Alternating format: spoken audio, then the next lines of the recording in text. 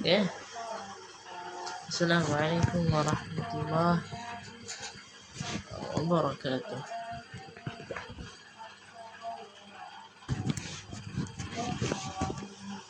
Mana? Nah, ada deh. Tonton tadi.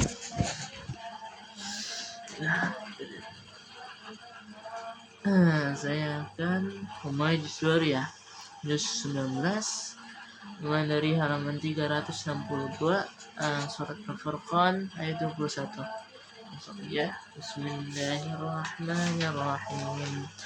وقال الذين لا يرجون لقاءنا لولا أنزل علينا الملائكة أو نرى ربنا لقد استكبروا في أنفسهم وعتوا عتوا كبيرا يوم يرون الملائكة لا بشرى يومئذ للمجرمين ويقولون حجرا محجورا وقدمنا إلى ما عملوا من عمل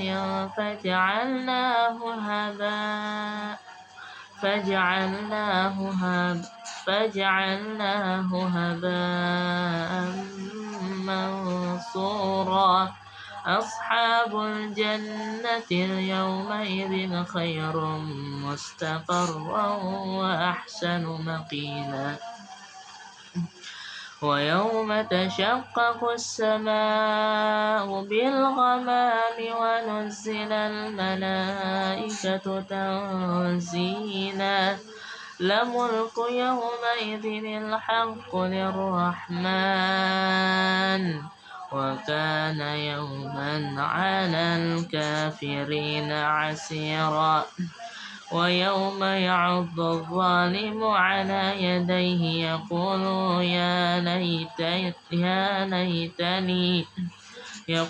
يا ليتني اتخذت مع الرسول سبيلا يا ويلتى ليتني لم أتخذ فلانا خليلا لقد أضلني عن الذكر بعد إذ جاءني وكان الشيطان للإنسان خذولا وقال الرسول يا رب إن قوم اتخذوا هذا القرآن مهجورا وكذلك جعلنا لكل نبي عدوا من المجرمين وكفى بربك هاديا ونصيرا وقال الذين كفروا لولا نزل عليه القرآن جملة واحدة كذلك لنثبت به فؤادك ورتلناه ترتيلا ولا يأتونك بمثل إلا جئناك بالحق وأحسن تفسيرا الذين يحشرون على وجوههم إلى جهنم أولئك شر مكانا وأضل سبيلا ولقد آتينا موسى الكتاب وجعلنا معه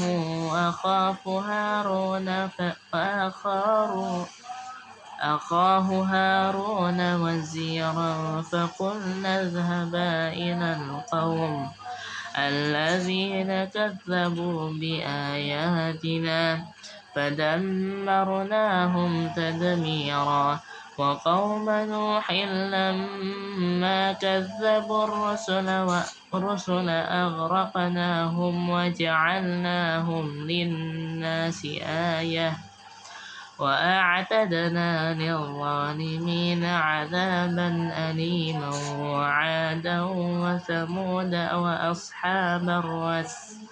وأصحاب الرس وقرونا بين ذلك كثيرا وكلا ضربنا له الأمثال وكلا تبرنا تتبيرا ولقد أتوا على القرية التي أمطرت مطر السوء أفلم يكونوا يرونها بل كانوا لا يرجون نشورا وإذا رأوك إن يتخذونك إلا هزوا أهذا الذي بعث الله رسولا إن كان ليضلنا عن آلهتنا لولا أن صبرنا عليها وسوف يعلمون حين يرون العذاب من أضل سبيلا أرأيت من اتخذ إلهه هواه أفأنت تكون عليه وكيلا أم تحسب أن أكثرهم يسمعون أو يعقلون إن هم إلا كالأنعام بل هم أضل سبيلا ألم تر إلى ربك كيف مد الظل ولو شاء لجعله ساكنا ثم جعلنا الشمس عليه دليلا ثم قبضناه إلينا قبضا يسيرا وهو الذي جعل لكم الليل لباسا والنوم سباتا وجعل النهار نشورا وهو الذي أرسل الرياح بشرا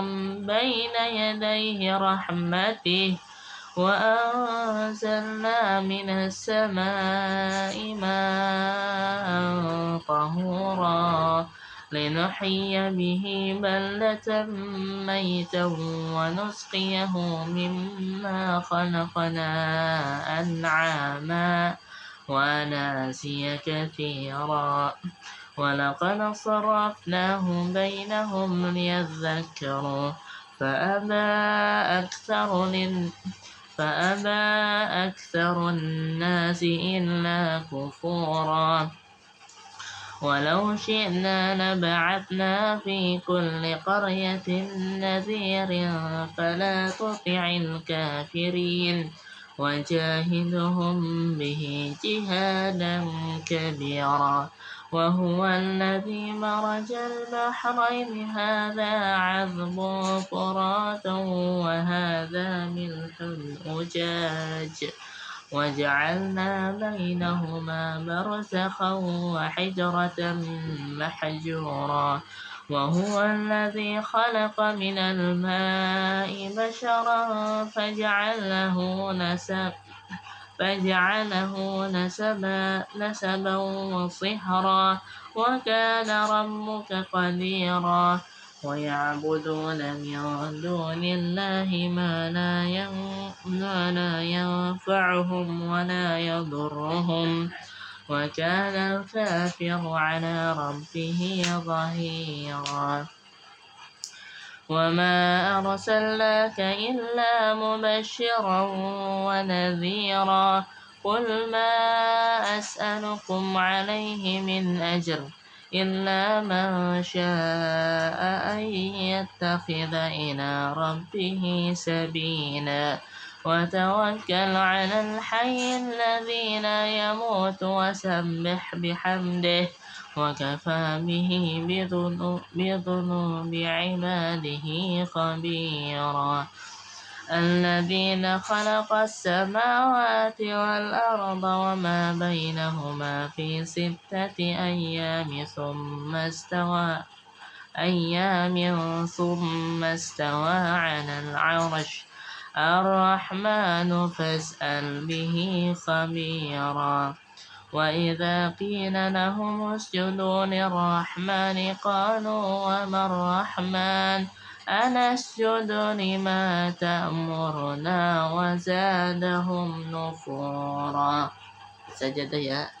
Nanti sudah kita susun dulu bacanya seperti biasa. Sajadah wajhiyani alladhi khalaqahu wa sawwarahu wa syaqqa sam'ahu وبصره بحوله وقوته، فتبارك الله أحسن الخالقين.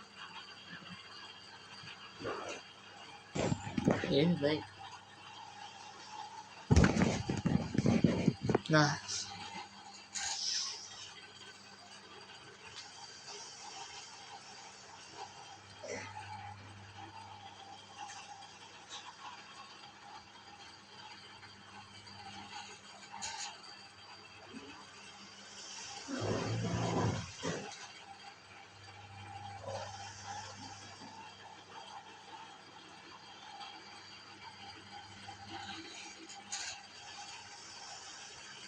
ya,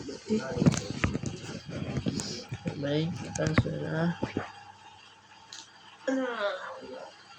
silakan sujud sajadah atas tilawah.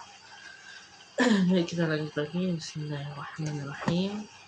تبارك الذي جعل في السماء بروجا وجعل فيها سراجا وقمرا منيرا وهو الذي جعل الليل والنهار خلفة لمن أراد أن يذكر أو أراد شكورا وعباد الرحمن الذين يمشون على الأرض هونا وإذا خاطبهم الجاهلون قالوا سلاما والذين يبيتون لربهم سجدا وقياما والذين يقولون ربنا اصرف عنا عذاب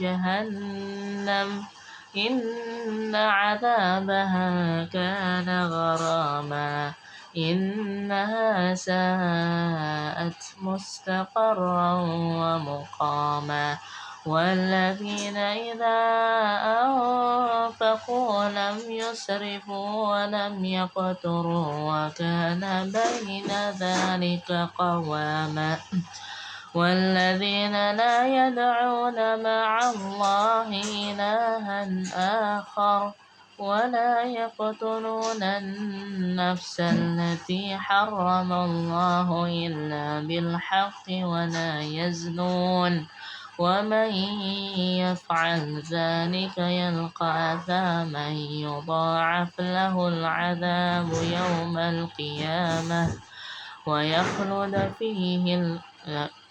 ويخلد فيه مهانا إلا من تاب وآمن وعمل عملا صالحا فأولئك يبدل الله سيئاتهم حسنات وكان الله غفورا رحيما ومن تاب وعمل صالحا فإنه يتوب إلى الله متابا والذين لا يشهدون الزور وإذا مروا باللغو مروا كراما والذين إذا ذكروا بآيات ربهم لم يخروا عليها صما وعميانا والذين يقولون ربنا هب لنا من أزواجنا وذرياتنا قرة أعين واجعلنا للمتقين إماما أولئك يجزون الغرفة بما صبروا ويلقون فيها تحية وسلاما خالدين فيها حسنت مستقرا ومقاما قل ما يعبأ بكم ربي لولا دعاؤكم فقد كذبتم فسوف يكون لزاما صدق الله العظيم.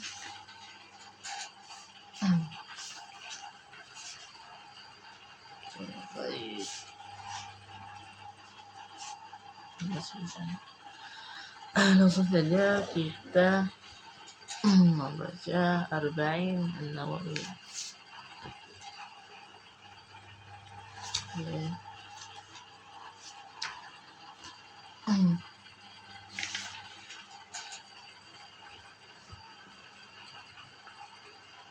Hadis pertanyaan kemarin.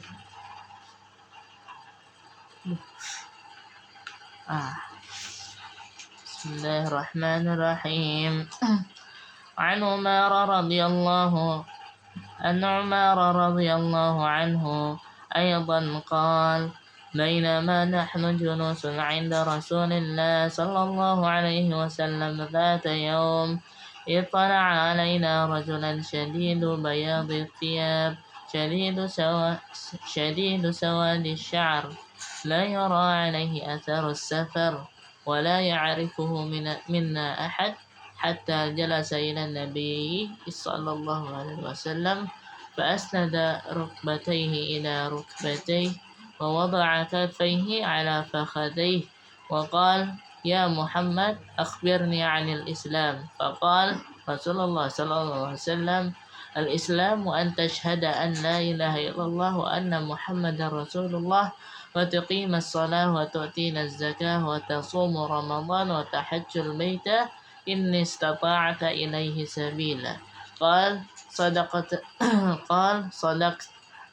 فعجبنا له يسأله ويصدقه قال فأخبرني عن الإيمان قال أن تؤمن بالله وملائكته وكتبه ورسله واليوم الآخر وتؤمن بالقدر خيره وشره قال صدقت قال فأخبرني عن الإحسان قال أن تعبد الله كأنك تراه فإن لم تكن تراه فإنه يراك قال فأخبرني عن الساعة قال هل مسؤول عنها بأعلم من السائل قال فأخبرني عن أمارته قال أن تلد الأمة ربتها وأن ترى الحكاة العراة العالة رعاء الشاء يتطاولون في البنيان ثم انطلق فلبثت مليا ثم قال يا عمر أتدري من السائل قلت الله ورسوله أعلم قال فإنه جبريل أتواكم يعلمكم دينكم رواه مسلم إمام مسلم عن عمر رضي الله عنه أيضا قال dan mungkin terjemahnya setelah ada. Bismillah, kita lanjut lagi dari mana ya? An Umar radhiyallahu anhu aidan qala, dari Umar radhiyallahu anhu ia berkata bainama nahnu julusun 'inda Rasulillah, saat kami bersama sahabat itu sedang duduk bersama Rasulullah. Zata yaum, pada suatu hari, ittala alaina rajulun syadid. Tiba-tiba muncul seorang lelaki yang sangat putih. Syadidu bayadhi siyab, yang sangat putih bajunya. Syadidu sawadi sya'ir, sangat hitam rambutnya. La yura alaihi atharus safar, tidak terlihat bekas perjalanan padanya. Wala ya'rifu minna ahad, dan tidak seorang pun dari kami yang mengenalinya. Dari kami, maksud dari kalangan sahabat, tidak ada mengenali laki-laki ini. Hatta jalasa ila Nabi sallallahu alaihi wasallam, ia mendatangi kami, yaitu para sahabat, hingga duduk di hadapan Nabi. Fa'asnada rukbatayhi ila rukbatayhi, lalu menyandarkan kedua lututnya pada kedua lutut Nabi. Wa wada'a kaffayhi ala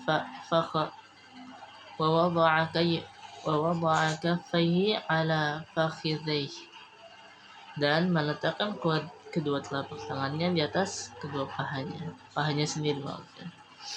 Waqal, ya Muhammad akhbirni 'anil Islam.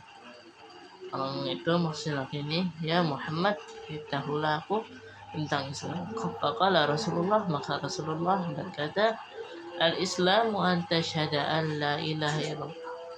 Islam ialah engkau bersaksi bahwa tiada Tuhan selain Allah. Wa an wa anna Muhammadar Rasulullah, dan bahwa Muhammad adalah Rasul atau utusan Allah. Wa tuqimas shalah, dan mendirikan salat. Wa tasumur wa tu'tiyaz zakah, dan melaksanakan atau mengeluarkan zakat. Wa tasuma Ramadan, dan puasa pada bulan Ramadan. Wa tahajjul baita istata'ta ilaihi sabila, dan pergi haji ke Baitullah, itu Makkah, jika engkau sanggup menempuh jalannya, artinya yang mampu. Qala sadaq, lelaki itu berkata, engkau berkata benar. Yang orang sih bener, kayak gimana ya? Nah ini bener nih, orang bener itu gimana sih? Engkau berkata benar gitu. Fa'ajibna lahu yas'aluhu wa yusaddiquh, seperti itu. Engkau berkata benar, cukup engkau berkata benar. Lalu lelaki ini tanya lagi, fa akhbirni 'anil iman, beritahu saya soal iman. Qala antu, maksudnya qala sallallahu alaihi wasallam, Nabi Muhammad terus menjawab, antu mina billahi wal malaikatihi wa rusulihi wal yaumil akhir. Engkau beriman itu yaitu engkau beriman kepada Allah dan para malaikatnya, kitab-kitabnya yang 4 itu, betul, Zabur, Injil, Taurat, Al-Quran. Rasul-rasulnya Rasul berapa? 313 kalau Rasul itu. Kalau Nabi 124.000. Dan hari akhir atau kiamat. Ya, teman sama saya.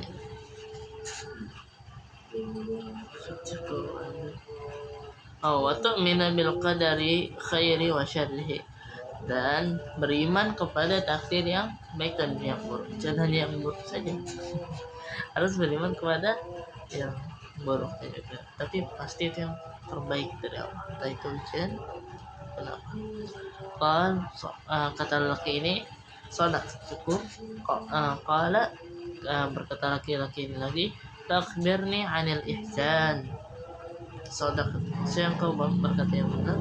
Qala fa akhbirni 'anil ihsan, beritahu saya soal ihsan. Ihsan itu apa? Qala, lalu kemudian Rasulullah menjawab, anta 'abdallaha ka'annaka tarah, yaitu engkau beribadah kepada Allah seakan-akan engkau melihatnya, yaitu melihat Allah. Fa'in lam takun tarah, jika engkau belum bisa melihat Allah, melihatnya dalam beribadah, fa'innahu yarak, maka sungguhnya ia melihat. Itu ihsan. Qala fa akhbir, berkata lelaki ini lagi, fa akhbirni 'anis sa'ah, beritahu saya soal waktu. Bukan. Sa'ah kalau terjemahan itu ya waktu, sa'ah. Tapi kalau khusus ini fa akhbirni 'anis sa'ah, beritahulah aku tentang kiamat. Qala, kemudian Rasulullah menjawabnya, mal mas'ulu anha bi'alami minas sa'il. Rasulullah menjawab, orang yang ditanya tidak lebih tahu dari yang bertanya. Ya, Rasulullah pun tidak tahu kapan waktu kiamat itu, seperti hancurnya apa itu Rasulullah tidak tahu. Allah. Qala, lelaki ini bertanya lagi, fakhbirni an amarati, dia bertanya, beritahulah apa berita kasih tahu saya tentang tanda-tanda kiamat itu. Itu dia.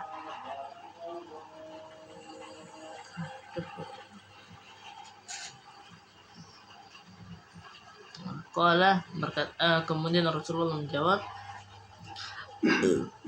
antaridal amatu rabbataha, itu apabila budak perempuan melahirkan majikan tuannya.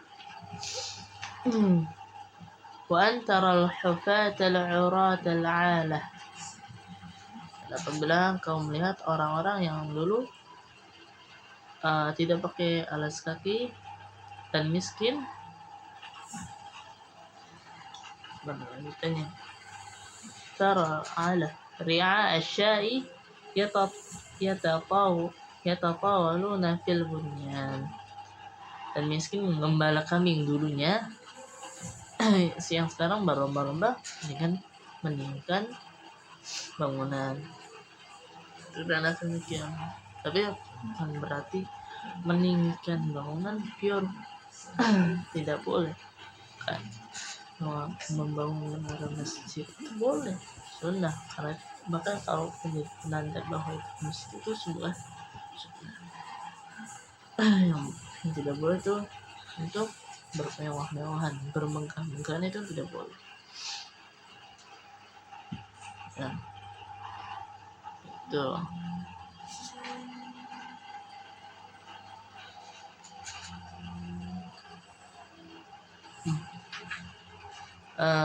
talak, kemudian aku menunggu lama. Aku di sini maksudnya sahabat Umar radhiyallahu anhu.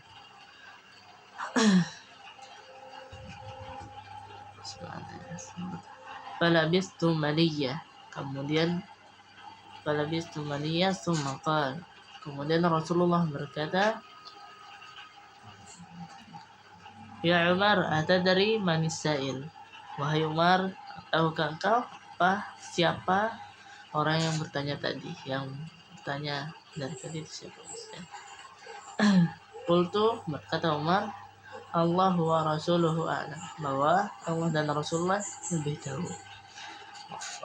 Qala, berkata Nabi Muhammad, fa'innahu Jibril, bahwa sesungguhnya itu Jibril, malaikat Jibril, atakum yu'allimukum dinakum, yang datang kepada kalian mengajari kalian agama Islam.